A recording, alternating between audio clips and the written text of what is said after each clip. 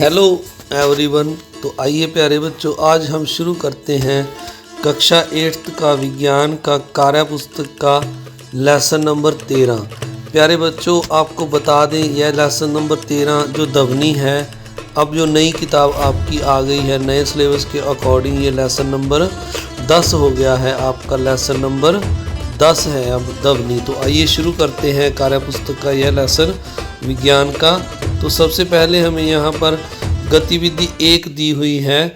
2-3 minute के लिए चुपचाप आंखें बंद करके बैठ जाओ और आसपास से उत्पन्न ध्वनियाँ सुनो। तुम्हें कौन कौन सी ध्वनियाँ सुनाई दी? तो प्रश्न 1 में पूछा है, आंखें बंद करके बैठ जाइए इस तरह, और आपको कौन कौन सी ध्वनियाँ सुनाई दे रही हैं? तो हमें ट्रैक्टर की आवाज़, जैसे आसपास में घरों के होते हैं जो गांव में और शहरों में, हमें ज़्यादातर मोटरसाइकिल का शोर, कार, बस की आवाज़ सुनाई देगी। फिर घर में पंखे की आवाज़ सुनाई देगी, बच्चों का शोर सुनाई देगा, क्लास में अगर हैं आप, कक्षा में हैं तो इस तरह अलग अलग आपको ध्वनियाँ सुनाई देंगी।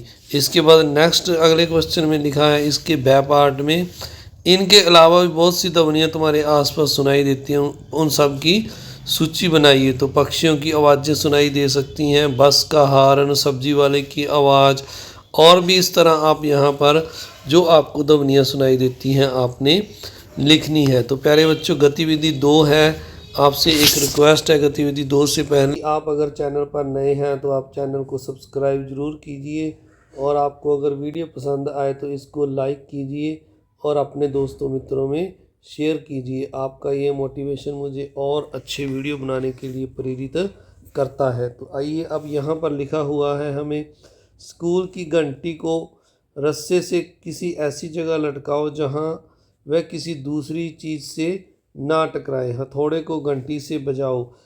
ए है, हमें यहाँ लिखा हुआ है, ए में क्या घंटी की आवाज़ बजाने के एकदम बाद बंद हो गई? तो हमने जो हथौड़े घंटी को कहाँ बांधना है? रस्सी के साथ ऐसी जगह लटकाना है जहाँ कोई चीज़ इसको ना छुए। तो जब हमने घंटी को हथौड़े से बजाया, तो जब हम घंटी को, क्या घंटी की आवाज़ बजाने के बाद एकदम बंद हो गई? तो ऐसा नहीं होता, कुछ देर तक उसकी आवाज़ सुनाई देती है। दूसरा बै है, जब घंटी को आवाज़ आ रही हो तो उसे धीरे से उंगली से छुओ। तुम्हें कैसा महसूस हुआ? जैसे हम उंगली से यहाँ पर छुएंगे तो हमें जोर की कंपन महसूस होगी, यानी वाइब्रेशन जो होती हैं वो हमें इसकी महसूस होंगी। इसके बाद नेक्स्ट है, इसके अगला जो है पार्ट सह है इसका। इसमें हमें लिखा हुआ है, घंटी को दोबारा बजाओ और उसे कसकर पकड़ लो। क्या घंटी को पकड़ने के बाद भी तुम्हें पहले जैसी आवाज़ सुनाई दे रही है? क्यों? तो आवाज़ पहले जैसी हमें सुनाई नहीं देगी, क्योंकि छूने से आवाज़ बंद हो जाती है या आवाज़ कम हो जाती है। तो इसलिए हमें पहले जैसी आवाज़ सुनाई नहीं देगी। आवाज़ अगर सुनाई देगी तो वो कम सुनाई देगी, वरना आवाज़ बंद हो जाएगी। इसके बाद अगला है, इस गतिविधि 3 है। इसमें लिखा है, एक थाली लो और उसमें पानी भरो, इसे एक चम्मच से बजाओ। तो एक थाली में हमने पानी भरा, जब इसके किनारों से यहाँ से चम्मच को इसको लगाएंगे तो ए में पूछा है 3 नंबर के, पानी की सतह पर तुमने क्या देखा? तो हमें पानी की सतह पर तरंगे, जल तरंगे, ऐसे गोल गोल जल तरंगे दिखाई देंगी। इसके बाद अगला है, इसमें क्या लिखा हुआ है, सोचकर बताओ ऐसा क्यों होता है? तो चम्मच के द्वारा उत्पन्न तरंगों से ये संभव है। तो चम्मच के द्वारा, जो चम्मच को हमने लगाया उससे तरंगे उत्पन्न होती हैं। अब थाली को बजाकर पकड़ लो जिससे ध्वनि बंद हो जाए। तो जैसे ही थाली को पकड़ा तो हमने, ऐसा करने से पानी की सतह पर क्या असर हुआ?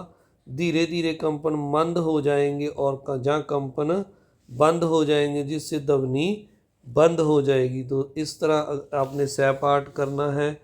इसके बाद अगला लिखा हुआ है आगे, हमें सोच कर बताओ कि ध्वनि उत्पन्न होने के लिए थाली में किस क्रिया का होना आवश्यक है। तो ध्वनि उत्पन्न होने के लिए प्यारे बच्चों, जो हमने देखा जो इस तरह कंपन हो रही थी, जो तरंगें बन रही थी, उनका बनना आवश्यक है, कंपन का होना आवश्यक है। इसके बाद अगला क्वेश्चन है, इसमें हमें लिखा हुआ है 4 नंबर में, अपने आसपास कोई 3 ऐसे उदाहरण दो जिसमें वस्तु में होने वाले कंपनों को देखा जा सके। तो जिनमें हम कंपनों को देख सकते हैं, सितार की तार की कंपन हम देख सकते हैं, ढोलक की झिल्ली में जो कंपन होती है, स्कूल की घंटी में जो कंपन होती है, उसको हम महसूस कर सकते हैं।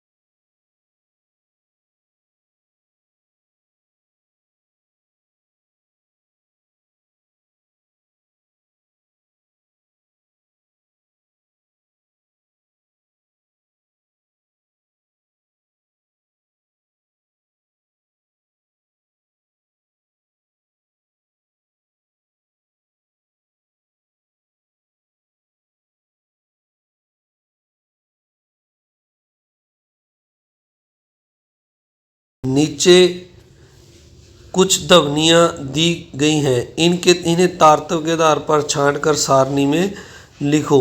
तो तारतव का प्यारे बच्चों मतलब होता है तीखापन। तो जिन ध्वनियों की आवाज़ तीखी है और पतली है उनको हमने यहाँ लिखना है, और जिनकी आवाज़ भारी होती है यानी कम तारतव होता है उनको यहाँ पर लिखना होता है, यहाँ लिखना है, यानी जिनकी आवाज़ मोटी है। तो जैसे अगर इनमें से हम छांट कर लिखें तो सीटी की आवाज़, महिलाओं की आवाज़, मच्छर की भिनभिनाहट की आवाज़ और बच्चों की आवाज़ ये तीखी होती है, पतली होती है, यहाँ पर आएगी। और जो शेष रह गए हैं जैसे ढोलक की आवाज़, पुरुष की आवाज़, पुरुषों की आवाज़, ढोल की आवाज़, तो ये जो हैं ये इस साइड में दूसरी साइड में आएंगे। ढोलक की आवाज़, पुरुष की आवाज़, और दो बार लिख दिया इसने, एक बार ढोल लिख दिया, ढोल की आवाज़, तो ये भारी आवाज़ें यहाँ पर आएंगी। इसके बाद अगला जो क्वेश्चन है इसका बै पार्ट है। ए के बाद सही व गलत को छांटो तथा गलत कथन को ठीक करके लिखो। पतली यानी उच्च तारतव वाली ध्वनि का आयाम, क्या प्रश्न है, पतली और यानी उच्च तारतव वाली ध्वनि का आयाम अधिक होता है, तो यह गलत है, इसका आयाम कम होता है। ख है मोटी यानी निम्न तारतव वाली ध्वनि का आयाम कम होता है, ये गलत है, यहाँ पर अधिक आएगा। इसके बाद अगला है तारतव कंपन गति पर आधारित होता है, तो यानी जो ध्वनि कंपन, तारतव का जो कंपन है वो गति पर आधारित करता है, तो ये सही है। आवर्तकाल अधिक तो आयाम अधिक होता है, ये भी बात बिल्कुल सही है, जिस आवर्तकाल बढ़ने से आयाम अधिक हो जाता है। इसके बाद अगला है इसी का जो लास्ट, आवर्तकाल अधिक हो तो आयाम अधिक होता है, ये हमने कर लिया है। इसके बाद आगे चलते हैं 9 नंबर क्वेश्चन देखते हैं। 9 नंबर में हमें दिया हुआ है अपने विद्यालय या घर के खाली कमरे में जाकर दोस्त का नाम पुकारो, फिर ऐसे कमरे में जाकर अपने दोस्त का नाम पुकारो जो सामान से भरा हो। तो प्रश्न ए है खाली कमरे में आवाज़ गूंजती है क्यों? तो खाली कमरे में आवाज़ गूंजती है, ऐसा क्यों होता है? समान ध्वनि को अवशोषित कर लेते हैं, जिस कमरे में समान हो वहाँ ध्वनि अवशोषित हो जाती है, और खाली कमरे में ध्वनि को अवशोषित करने के लिए कोई नहीं होता, वह दीवारों से टकराकर वापस आ जाती है, इसीलिए वह हमें आवाज़ दोबारा सुनाई देती है, गूंजती हुई सुनाई देती है। इसके बाद वह है ऐसे दो ऐसे उदाहरण बताओ जहां तुम्हें अपनी आवाज़ वापस सुनाई देती है। तो भवन से कुछ दूरी पर खड़े होकर अगर हम आवाज़ लगाएंगे तो वह हमें वापस सुनाई देती है। इसी तरह कुएं में से भी हमें आवाज़ वापस सुनाई देती है। इसके बाद अगला 10 नंबर क्वेश्चन है, इसमें यहाँ पर लिखा हुआ है 10 नंबर में हमें अपने आसमान से बिजली की चमक पहले दिखाई देती है और बादलों की गड़गड़ाहट की ध्वनि बाद में सुनाई देती है, ऐसा क्यों? तो क्योंकि प्यारे बच्चों जो प्रकाश की चाल है, प्रकाश की जो स्पीड होती है वो ध्वनि से ज़्यादा होती है, इसीलिए पहले हमें प्रकाश दिखाई देता है और उसके बाद ध्वनि सुनाई देती है। इसके बाद नेक्स्ट अगला है, यहाँ पर लिखा हुआ है निम्न कथनों को पढ़कर सही गलत का निशान लगाओ, वह गलत कथनों को ठीक करके लिखो। तो पहला है कंपन करती हुई वस्तु अपनी मध्य स्थिति के इधर उधर जिसे अधिकतम दूरी तक जाती है उसे आवर्ती कहते हैं। तो प्यारे बच्चों ये गलत है, आवर्ती नहीं, इसे आयाम कहते हैं। तो प्यारे बच्चों आपसे एक बार फिर से यही रिक्वेस्ट कि अगर आप चैनल पर नए हैं तो चैनल को सब्सक्राइब ज़रूर कीजिए। अगर आपको वीडियो पसंद आए तो आपने इसको लाइक करना है और अपने दोस्तों मित्रों में शेयर भी ज़रूर करना है। तो आइए अब इसका बै पार्ट देखते हैं। बै में लिखा है एक दोलन पूरा करने के लिए गए समय को आयाम कहते हैं। तो एक दोलन पूरा करने में जैसे मान लीजिए ये मध्य स्थिति एक बार इधर गया, इस यहाँ से ऐसे गया और यहाँ वापस आ गया, तो इसमें तय की गई दूरी को हम आवर्तकाल कहते हैं। इसके बाद नेक्स्ट है प्रति सेकंड होने वाले दोलनों की संख्या को आवर्तकाल कहते हैं। तो ये गलत है, यहाँ पर आवर्ती आएगा, इसे हम आवर्ती कहते हैं। इसके बाद द है, कंपन की आवृत्ति जितनी अधिक होगी तारतव उतना ही कम होगा। ये सही है, आवर्ती बढ़ने पर तारतव कम हो जाता है। इसके बाद नेक्स्ट है इसी का लास्ट, यह ध्वनि के संचरण के लिए माध्यम की आवश्यकता नहीं होती है। तो यह गलत है प्यारे बच्चों, माध्यम के बिना ध्वनि संचरित नहीं होती। तो नहीं की जगह लिखेंगे होती है। तो इसके बाद 12 नंबर है, इसमें हमें दिया हुआ है नीचे लिखे प्रश्नों में रिक्त स्थान की पूर्ति करो। तो हमने रिक्त स्थान भरना है। जैसे पहला ए में डैश ध्वनि डैश कंपन करती हुई वस्तुओं द्वारा उत्पन्न होती है। तो यहाँ पर हम ध्वनि लिख देंगे।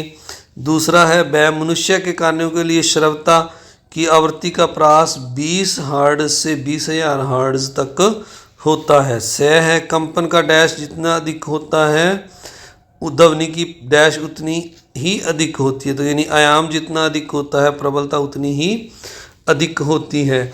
इसके बाद द है, आवृत्ति को डैश में मापा जाता है। तो आवृत्ति को हर्ट्ज में, इसे आप HZ लिख दीजिए साथ में, HZ हर्ट्ज में मापा जाता है। इसके बाद 13 नंबर है, यहाँ पर लिखा हुआ है 13 नंबर प्रश्न है, अ में लिखा हुआ है चित्र में दिए गए वाद्य यंत्रों को देखो, इन सभी में एक बड़ा खाली बक्सा क्यों है। तो खाली बक्सा इन सभी में हमें दिखाई दे रहा है।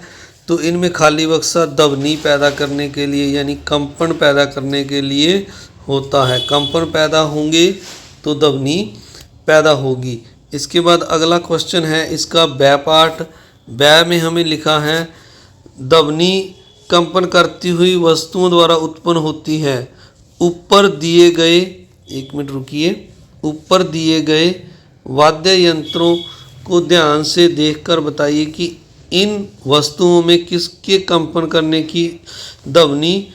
से ध्वनि उत्पन्न होती है।